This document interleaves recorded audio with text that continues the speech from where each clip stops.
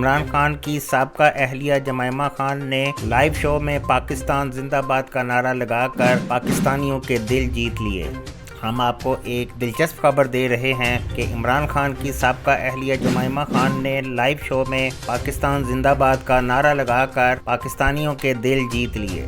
آگے بڑھنے سے پہلے آپ +9 نیوز کو سبسکرائب کر لیں تاکہ آپ کو تازہ ترین دلچسپ اور معلوماتی نیوز بر وقت ملتی رہیں۔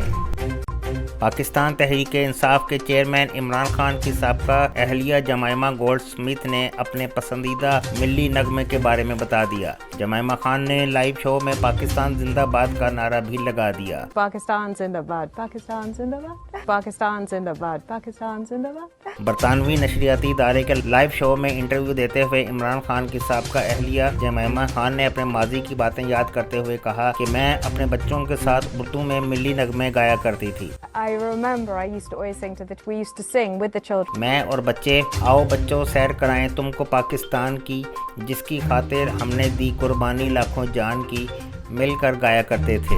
آؤ بچوں سیر کرائے تم کو پاکستان کی، جس کی خاطر ہم نے دی قربانی لاکھوں جان کی۔ نغمہ گانے کے فوراً بعد جمائمہ گولڈ سمتھ نے خوبصورت مسکراہٹ بھی دی۔